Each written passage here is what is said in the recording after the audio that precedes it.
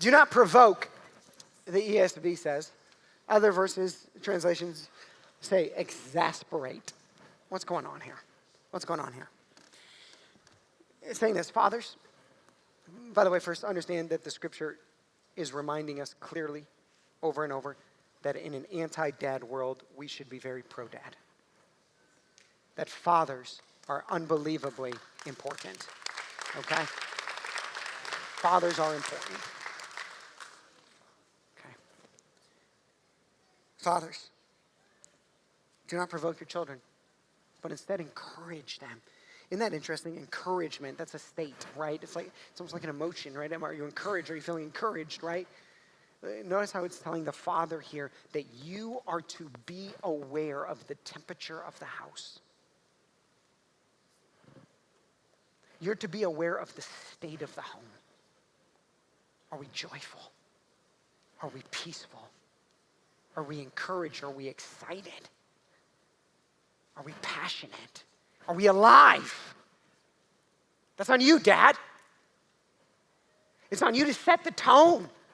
To set the tone of this is how we operate in this home. This is how we love each other. This is how we serve each other. This is how we react when things get bad.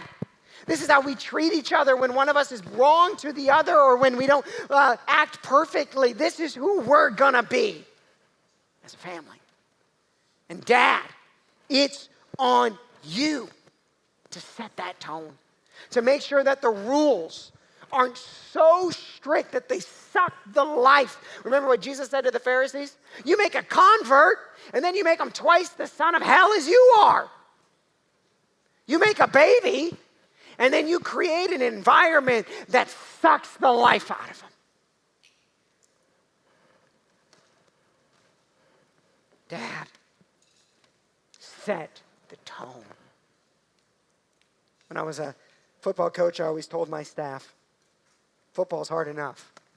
We're going to be the most optimistic people these kids know every day when they show up to practice. Dad, life's tough enough. Be the most optimistic person your kids know. You set the tone. You set the tone. Rule with optimism. Be an example. One of our conference speakers, a guy by the name of Doug Wilson. I don't agree with all of his doctrine. You're going to Google him and you're like, Stephen, did you know? Yeah, I know. Okay.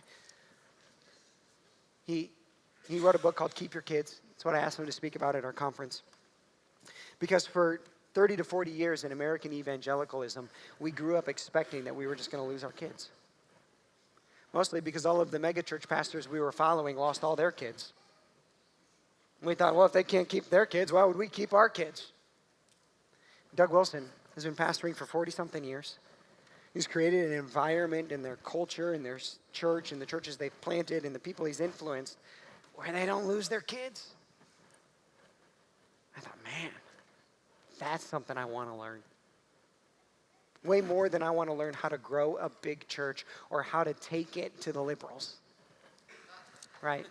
I want to know this. How do you keep your kids? How do you make sure they follow the Lord? How do you do your part to seeing them follow the Lord their whole life? One of the things he talks about, I'll talk much more about this. I'm stealing some of his thunder for the conference, but just a little. Is this. Make deposits. Just make deposits. Make deposits by saying yes when you want to say no to the playtime.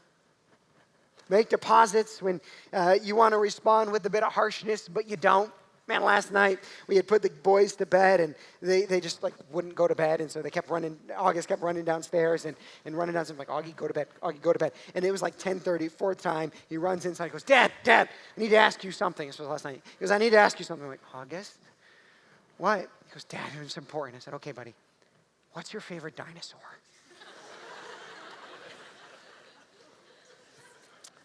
I was like, oh, buddy, yeah, that's a good one. That's a good question.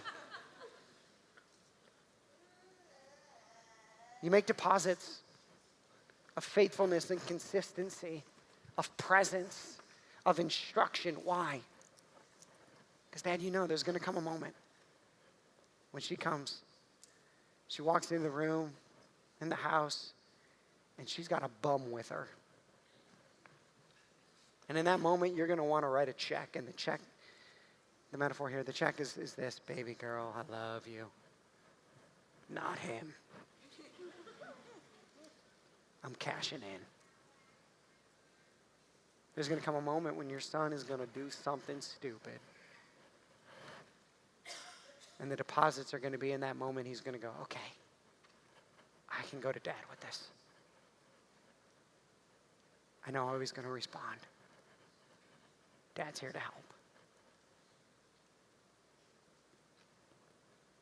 You don't want to get to that moment and that account be empty.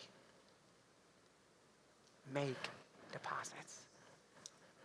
It's never too late because life never stops. Start making deposits.